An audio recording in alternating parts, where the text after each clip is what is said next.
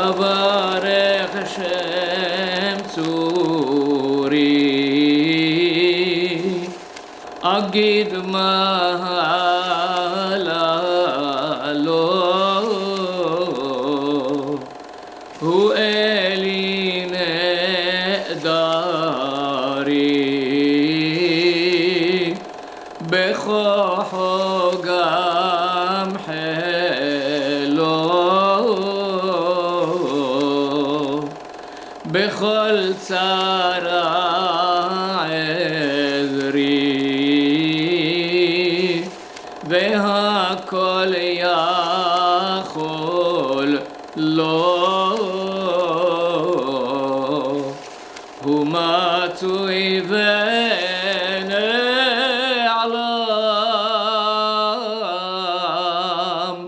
והוא ברא עולם שמיים וחלם יצר המשיך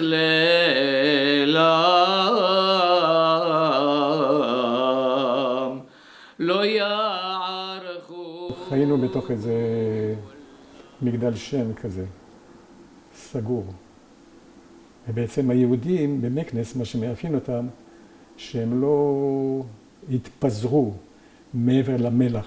רוב היהודים בערים האחרות הלכו לרובעים החדשים של הצרפתים, ובעצם התרופף הקשר. והקשר הזה נשאר צמוד וחם במקנס במיוחד. כשהייתה חתונה, היו 7 ימי משתה מלאים. בסעודות הצהריים היו הנשים. בסעודות הלילה, הערב, באו הגברים. בר מצווה למשל, מוציאים את הבר מצווה מביתו או מבית הכנסת, והוא רוכב על כתפי מי שרוצה להתנדב, וכל המשפחה סביבו, ומלווה בתזמורת, ובכל מקום, בכל רחוב שהוא עובר, בני הרחוב היוצאים לקראתו עם תה ועוגות. אני רוצה להראות לך הזמנה. זה ההולדת של אבא שלי, שנולד ב-1916. רבי אהרון כבר היה בגיל 36. והוא כותב, בכתב ידו, יקר הוא לי מכל יקר. אם יואל רום כבודו, להאציל עליי מהודו. תוך אגב הוא כותב שירה. בביתי יום שמחתי. חופני ידיי מלאים המה בשושני כבוד. ופרחי יקר ודודאי תודה. זה עברית. להפיץ ולפזר לפני הדרת פניו. 22 אייר 676, דהיינו 1916. בעל הברית אהרון סוד. פתק קטן, הוא כותב אותו ב-30-40 מותקים ונותן לשליח, הוא אומר תפזר את זה לאדון הזה וזה לאדון הזה וזה לאדון. דיברנו עברית, אך ורק עברית בקרב המשפחה.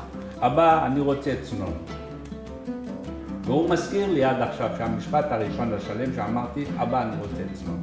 אנחנו דיברנו במרוקאית, דיברנו בצרפתית, וגם היו אלמנטים של ספרדית. הרבה מילים בספרדית. על בית ספר קראו לה איזה אסקואלה. ההשכלה המרוקאית רצתה והצליחה במידה מסוימת לשמור על הדת ולעשות ההחייאה של השפה העברית. אני זוכר שקיבלנו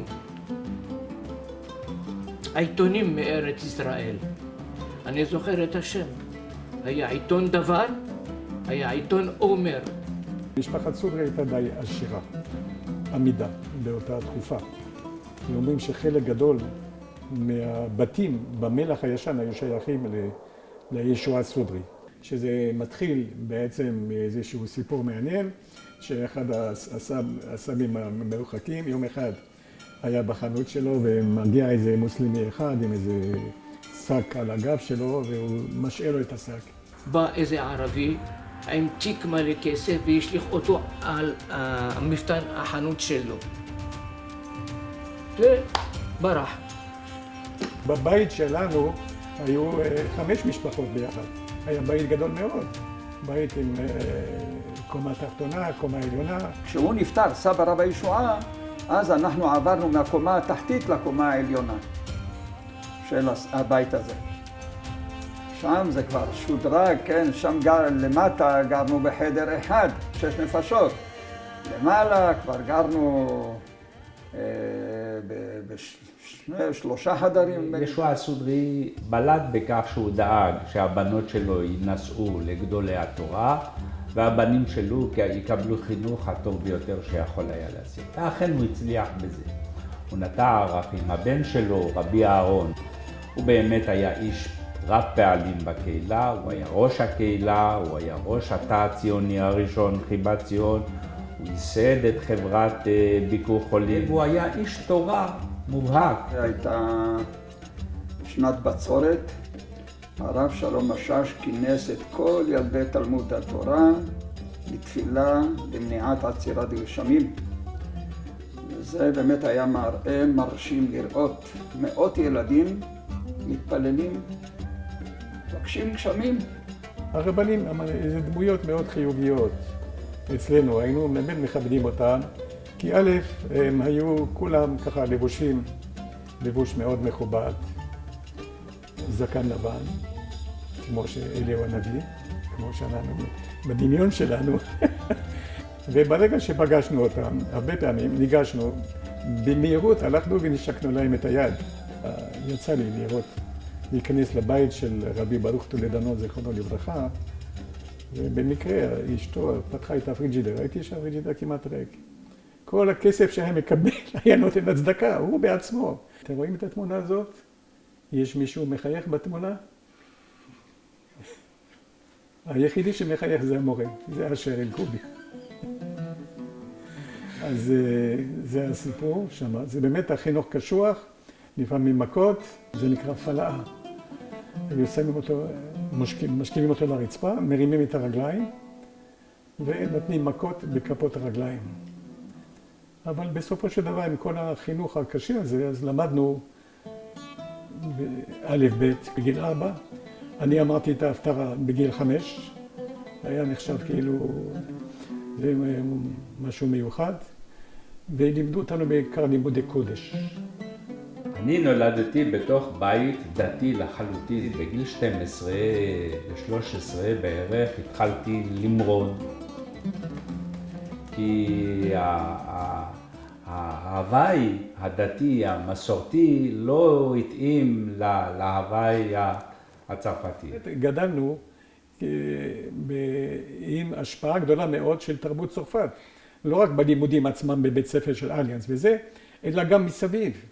יכולת ללכת ולראות הצגות של מולייר במלך החדש של... היו מגיעים תיאטרון של הקומדי פרנסז, שזה רק בפריז, רק בצרפת מגיע. זה התקופה של שנות ה-60. שנות ה-60 העליזות, זו תקופה מאוד יפה. והצעירים, כל הצעירים, אנחנו הלכנו וראינו, נפתחנו את כל הסרטים האלה שראינו. היה בית קולנוע פנטסטי לידינו, היה סופר מודרני. חלמתי על קולנוע, על אילביס פרסלי, על ג'וני הולידי. סרטים אמריקאים, ג'ון ויין, גריגורי פק. הכלים הצרפתיים היו מורים מודרניים, וכתיבה, ותרבות, וספרות. בצד היהודי לא היו המורים המודרניים, היו המורים הישנים. לא ידעו צרפתית, לא ידעו לדבר עם הצעירים. הנתק היה מיידי. הרבה תנועות נורא היו, במיוחד כדי להוציא את הילדים למחנות קיץ. מחנות קיץ כדי להברר אותם, כי היו שם בתוך תלמוד תורה, בחוסים בתוך תלמוד תורה. היו בחוגים, חוגים של טיולים, של חשמל, ללמוד חשמל, איך לחבר חשמל. אני זוכר את הערבים במרוקו כאויבים. היו סוגרים את המלח בלילה. למה? היה באמת שער מאוד גדול. אפילו לא מנעו לך עד כמה מנעולים. לא תמיד המלך שלט בכל מקום. אז לפעמים הם היו במיוחד היה להם איזה חגים שלהם, של המוסלמים, שהיו עושים ככה, מגיעים ומנסים לפרוץ ליהודים. הדת של האסלאם אומר שאסור ליהודי לעלות על סוס, אסור ליהודי להתקרב למסגד, אסור להיכנס לתוך המסגד, הוא צריך ללבוש איזה בגד מסוים, בגד שחור, רואים את הכובע המיוחד, ובכלל שהוא מגיע ורואה איזה מוסלמי בדרך, לעמוד בצידה, שלא יפגוש אותו. היו החוקים האלו. אבל בגדול היהודים חיו ועשו בתקופה שלי מסחר ביחד עם הערבים. סך הכל הייתה תקופה של שהכל היה שקט, היו בשלום, מכבדים אחד את השני. הייתי בגיל 6, 7, משהו כזה. הלכתי עם אחי בשליחות של אמא, לקחת לאבא שישב בחנות ברובע כנראה מעורב, מוסלמי, לקחנו לו ארוחת צהריים, כן, לחנות. בדרך חזרה, כנראה זה היה, אחי ואני רואים את עצמם פתאום מוקפים עשרות ילדים ערבים.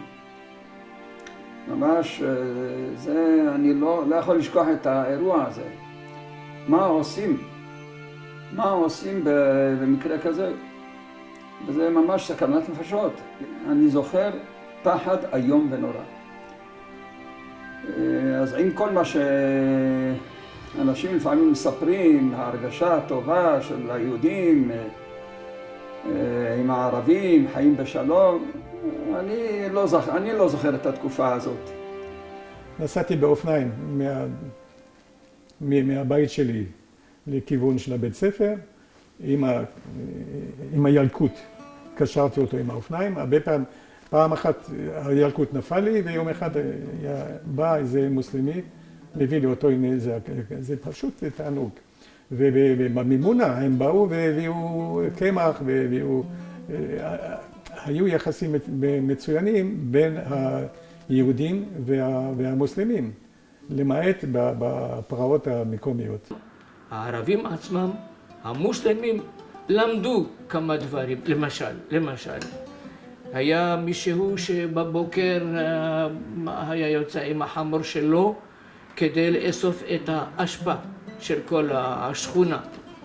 והיו בישראל יהודים שיצאו ללכת לבית הכנסת, והוא, הערבי הזה, אומר להם, אל תלך לבית הכנסת הזה, הם כבר בהשם מלך, השם מלך. שם, בבית הספר, בית הכנסת האחר, עכשיו התחילו. זיכרונות הילדות בפרט היא הציונות שהייתה במקנס. הציונות. במקנס בכלל, אבל במשפחה שלנו בפרט. הסבא שלנו, רבי אהרון סודרי, מאותו זמן קדמון, הוא קנה חלקת אדמה בהר הזיתים מול האוניברסיטה. והיה צריך לבוא אחר כך להשתקע, ולדאבוננו לא התאפשר לו. הנשיא של התנועה הציונית במקנס היה רבי אהרון סודרי, הבן של ישועה שלנו. הוא רתם את החברים, את השמנה וסלטה שלו, כי היה איש פעלתן, והקים. הוריי מספרים כל הזמן שהילדות והנעורים במרוקו היו כיפים, היו טובים, היו מפנקים, היו חמים, הם חיו טוב. הם לא באו לארץ מתוך אילוץ, הם באו מתוך בחירה. ציונות זה סבא וסבתא, אין לי משהו אחר להגיד. כמה מדינת ישראל עולים לארץ, משאירים את הכל מאחור, עולים לבד לארץ. חושב על זה, בני 15, לבוא לבד לארץ, באונייה, שבועות בים, זו ציונות אמיתית. את כל המורשת של כל המאות שנים השאירו שם, עולים לבד, זהו, מחקו, אין, עוברים, כי יש משהו גדול פה. דפקו על הדלת, שלום, אנחנו מהסוכנות, הנה באנו לקחת את הבן שלך לאוניברסיטה בירושלים.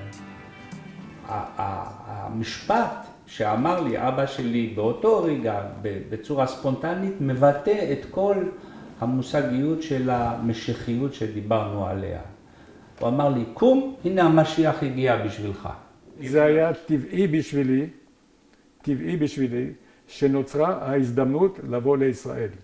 בשבילי, אני קודם כל הייתי דתי, ודתי זה ציוני, לבוא ולגור בישראל זה המצווה הכי גדולה. שלא כמו באירופה, הציונות היא חלק מהיהדות, ביהדות צפון אפריקה או מרוקו בפרט. הציונות הוא מושג יהודי, דתי, שורשי, מאז חורבן הבית. שאומרים את השיר שסבא היה מקפיד כל יום שבת לשיר, שיר המעלות. ושוב, אדוני את שיבת ציון, היינו כחולמים. מה זה היינו כחולמים? הוא היה אומר, היינו כחולמים. מי היה מאמין שהגענו פה לארץ ישראל? אנחנו 2000 שנה חיכינו לארץ, לציון, ואנחנו עכשיו, אז זה הדור שלנו עכשיו, זה מגיע. זה היה חלום, חלום שהפך למציאות. ושהוא ראה שאנחנו פה בארץ, אנחנו פה נמצאים עכשיו בגוש עציון, מיישבים את הארץ פה. מי חלם לפני 200 שנה, איפה נהיה בכלל?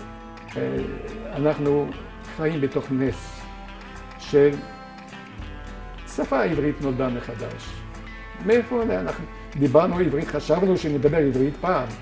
זה דרך אחד הניסים הגדולים, שיש לנו חתיכת שמיים מעלינו שהיא שייכת לנו.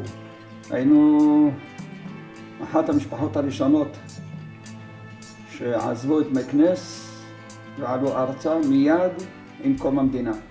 היינו בתחנת הרכבת של מקנס שלקחה אותנו לקזבלנקה. יצאנו בחצות לילה כדי שלא ירגישו בנו שאנחנו יוצאים, כי אסור היה לצאת. והנה פתאום אחי הקטן בנימין, בן 3, קורא, צועק, הידד, בשמחה רבה. On va partir en Palestine. אנחנו עולים לארץ ישראל. סתמנו לו את הפה מיד. מה אתה עושה לנו? אנחנו משתדלים ועושים את הכל כדי שלא ייוודע הדבר, ואתה עושה לנו... כשאני הגעתי לארץ, אז אני נשקתי את הקרקע שאני ירדתי מכבש המטוס. בלילה הראשון לקחו אותנו לאולפן תבור בנצרת עילית. שם למדנו עברית. אבל מהר מאוד התגברנו על העברית, כי אנחנו אמנם ידענו על עברית של שבת, מה שלמדנו, אבל שם תוך איזה חודשיים כבר הסתגלנו ושלטנו על השפה העברית. אחרי הבגרות, המסלול שלי היה צרפת, אין ספק בזה. וחיפשתי אפילו מגורים, והתקבלתי אפילו לאוניברסיטה בליון. בארץ היו ערים לתופעה הזאת. רצו למנוע שהצעירים, לפחות חלקם, שלא ילכו לצרפת, שלאפשר להם ללמוד כאן, בישראל. ואז נוצרה הקבוצה הזאת שנקראת קבוצת עודד. בזכותו של בן גוריון, שהוא לחץ על אף שנות הצנע והמיתון שהיו, לחץ שהסטודנטים האלה מצפון אפריקה יבואו ארצה על חשבון מדינת ישראל, ילמדו חינם באוניברסיטה ועוד יקבלו סטיפנדיה ומגורים, דבר עצום בתקופה ההיא, ועוד יקבלו דחיית שירות צבאי. אז ברגע שנוצרה הזדמנות ללכת ולהמשיך ללמוד רפואה, מה שאני רציתי עוד בגיל צעיר, בישראל, אמרתי, אין יותר טוב מזה. מדובר באלפים, נדמה לי שהגענו ל8,000 סטודנטים שבאו מכל הפזורה הצפון אפריקאית. 3 הילדים שלי גדלו בבית שהוא אב ממוצא מרוקאי, אמא ממוצא אמריקאי וצ'כי, גדלו על אנגלית, כולם אנגלית ברמת שפת אם, כולם עם דרכונים אמריקאים, ושאלו אותה גדולה בבית ספר מעט, ובלי להסס אמרה, אני מרוקאית. בערב זה ככה ישב איתה, והיא שאלה אותי, אבא, שאלו אותי מה, ואני אמרתי שאני מרוקאית, מה אני? אמרתי לה, קודם כל התשובה טובה, אבל בואי נבין ביחד למה אמרת מרוקאית.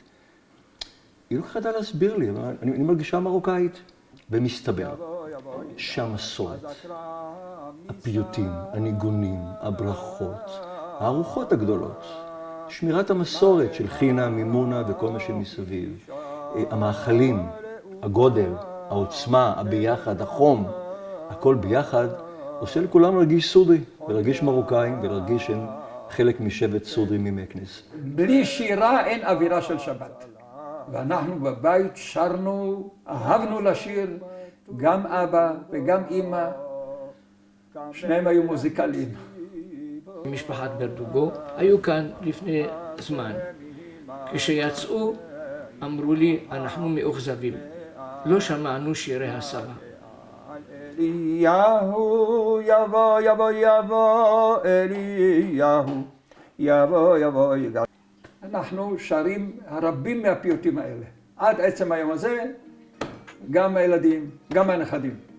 לכידות המשפחתית, החום המשפחתי, הנעימות, לקבל אותך כמו שאתה, הפסיקה ההלכתית הנעימה של יהדות מרוקו, כאילו בניגוד לפסיקה אשכנזית והרבה יותר נוקשה, יש פה הכלה יותר טובה. אני גדלתי בחיים מאוד ישראלים, אפשר לקרוא לזה. כל החיים בנוער עובד, והייתי מרכז כן, הקמתי את קיבוץ קליה, והייתי בנחל, ופיקדתי בנחל. כל הדברים שישראלי עושה, אבל אני בתוך תוכי, בנימים, מרגיש סודרי, ואני גאה להיות סודרי. אגב, אני גם מרגיש להיות חלק מהשבט הזה. כיוון שלכל השבט זה חשוב להיות סודרי, זה לא רק לי. מה שמאפיין את בני משפחת סודרי זה באמת הפשטות והצניעות, הענווה. פעמיים עין, עושר, אבל שום דבר העושר הזה מול ענווה. אמרו שהיו עשירים, אבל לא הגיע לנו שום דבר. לא קיבלנו. טוב, והעושר הזה בא מהסבא רבא, רבי ישוע הסודרי. אומרים שהיה עשיר מופלג, אבל הענווה שלו עלתה על העושר. השם סודרי, התחושה של להיות חלק ממשפחת סודרי הרחבה, זה סוג של גאווה, יש פה גאוות יחידה. זה התחיל בזה של מה שהיה במרוקו. משפחה ורבנים והקשר וכל מה שמסביב, וזה המשיך בסודרים שצמחו בארץ. זה פרופסור, וזה אלוף משנה, וזה מלונאי. אמי מספרת, היא עבדה במפעל שנקרא דרת, היא הייתה במפעל טקסטיל, ושם היא הרגישה שכאילו אשכנזים קיבלו עדיפות עליה, אפילו שהייתה מקצוענית יותר מהם. על הסיפור הזה גדלתי. יש התנשאות, ללא ספק יש התנשאות מהצד האשכנזי, ולצערנו המרוקאים באמת יש להם תדמית כיום שלילית, למרות כל העבר הנהדר של הקהילה הזאת והתרומה, יש תרומה גדולה לקהילה המרוקאית פה. תראה, אנחנו גדלנו בילדות, סודרי המרוקאים, מתחת גרו שמולביץ' הרומנים, דינרסקי הפולנים, ג'אנח הטריפוליטאי, והיה כזה מין קיבוץ גליות כיפי. הייתה ילדות מקסימה. אז פה ושם, הערות, הומור, בסדר, נו מה, לא היו רומנים גנביים, ולא, בסדר, אז מרוקאי סכין, שטויות. כל החברים העדיפו לבוא אליי הביתה.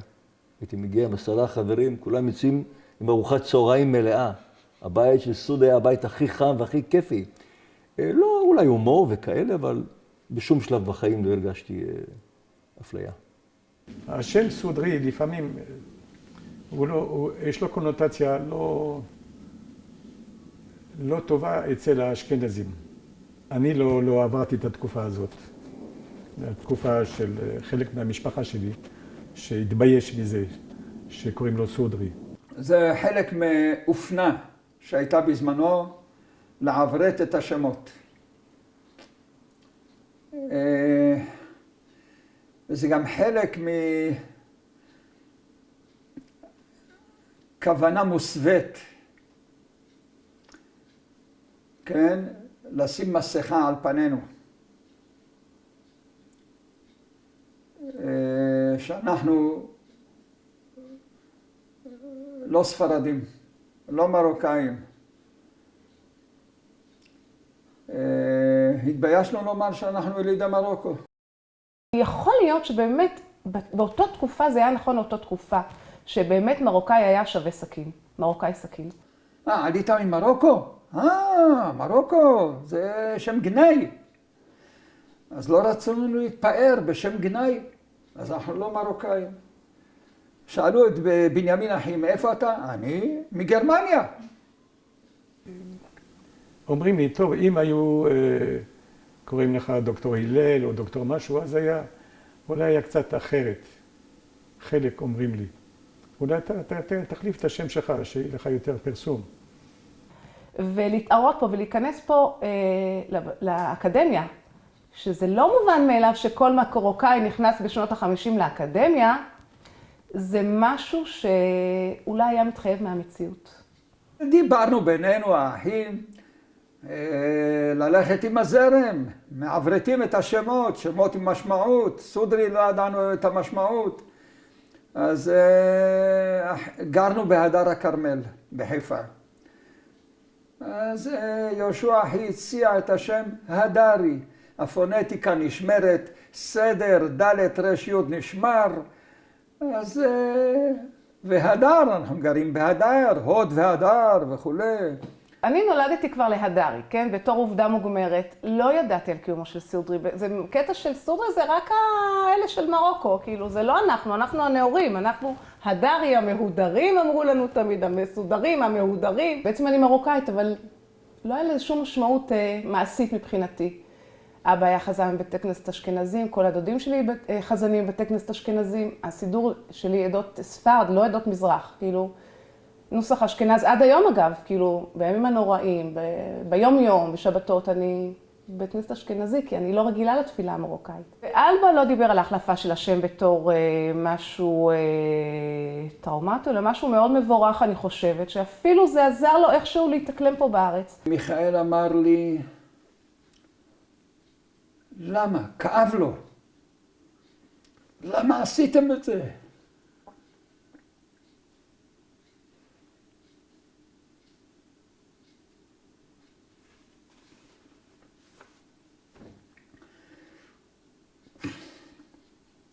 הוא הדביק אותי בכאב הזה. מיכאל. הרגשתי שהוא צודק.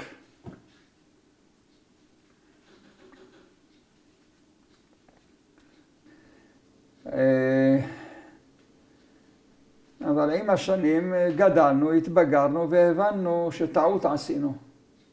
אסור לנו להתכחש למקורות.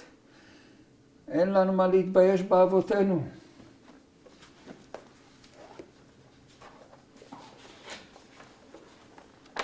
הנה הם. במצבה של שני ההורים שלי, כך כתוב. הדרי מקף סודרי. כדי שלעולמי עד ידעו, הדרי הזה הוא לא סתם הדרי, זה הדרי סודרי. עם ישראל בישראל לא מכיר טוב עדיין את העושר שהייתה ביהדות מרוקו, ביהדות צפון אפריקה ובכלל ביהדות הספרדית. וחובה עלינו לספר את מה שהיה, כי אחרינו לא יהיה מי שיספר. יש הרבה שכתבו על המלך של מקנס, אבל הסודרים אף אחד לא כתב. אמרתי לו, אתה חייב לכתוב כי אין מישהו אחר. כתבתי, והספר הזה עשה בום, פתאום ראו שיש חומר, שיש לנו היסטוריה, שיש לנו מסורת, שיש לנו תרבות ושיש לנו ערכים. והספר הזה גילם את הדברים האלה. הבת שלי, שהיא עכשיו לא קוראת, היא אפילו לא מתעניינת, בעוד 20 שנה היא תוציא את הספר ותקרא. זה החשיבות של הספר. עם השנים אני הרגשתי שמשהו פה חסר. לא סתם נולדתי למשפחת סודרי, יש לזה משמעות, ואני צריכה לחקור מה המשמעות שלה. ללכת בדרכי האבות, אבותיי, איך הם התנהגו, מה היה אורח החיים שלהם, שגם אני אקח מזה משהו. הכנס הזה הייתה לו מטרה אחת, להודיע, לידע. זו המטרה הראשונית. להודיע לבנים שלנו ולדור הבא שלנו מי אנחנו ומה ספגנו מהורינו.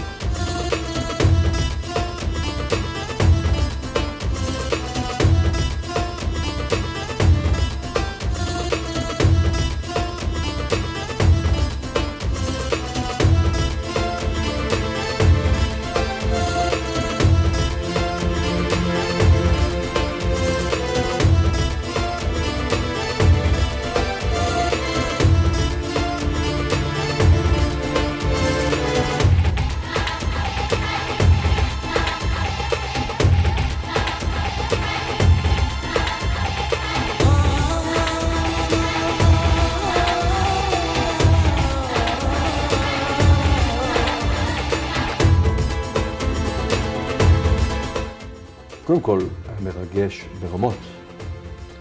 הכרתי, פגשתי אנשים שם, מרגש.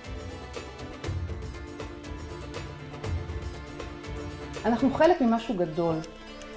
הגאווה הזאת, להיות סודרי, זה בעצם מותג, ככה הרגשתי. זה לא סתם משפחה, זה גאוות יחידה.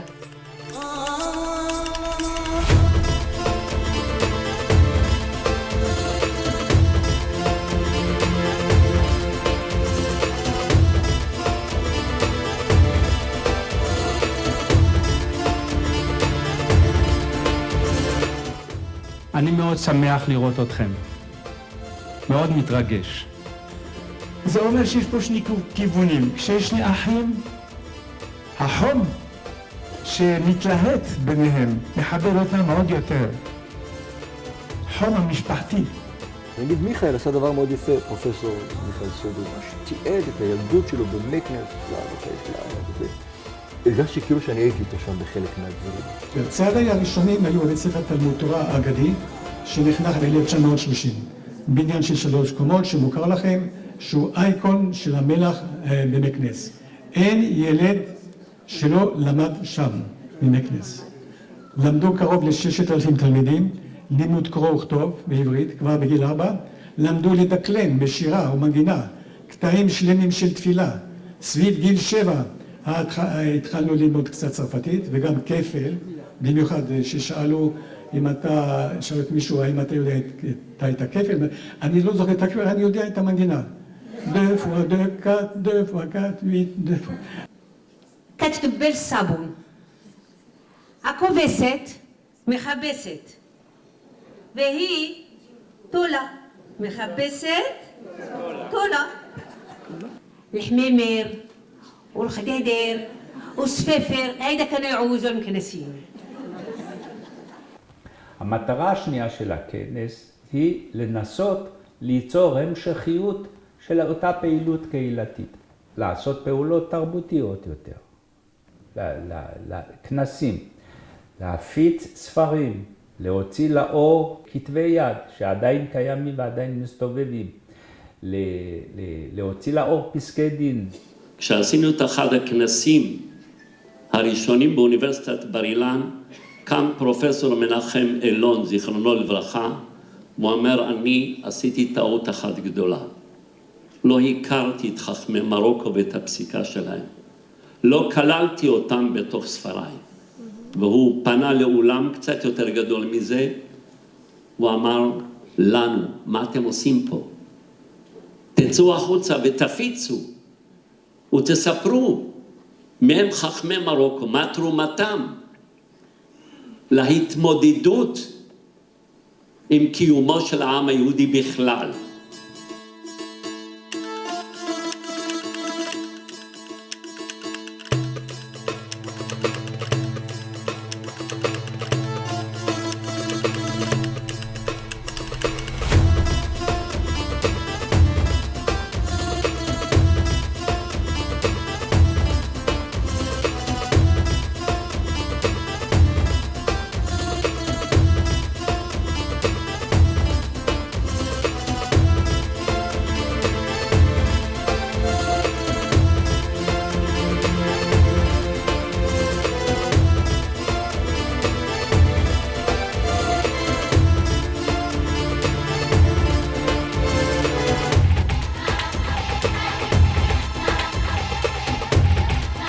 מה שבטוח שהדור הבא מאוד מאוד חזר למרוקו, כבר 2 הבנות שלי היו במרוקו, מאוד חשוב להם הקטע הזה, וכל הזמן אמרו לי, אמא, אל תשכחי, את מרוקאית, אנחנו חצי מרוקאיות, בואי נעשה מימונה. אז אנחנו לאט לאט, אנחנו מתקדמים, כבר היינו בחינה של הבת שלנו, שזה ממש יפה, והיינו עם כל המגשים, ואמרו לנו כל דבר מה לעשות, הייתה אחת שאמרה לי 1 לאחד מה לעשות, איך לנדנד את המגשים, איך לעשות זה, היינו ממש, שיחקנו אותה כמו שצריך, היינו ממש אותנטיים.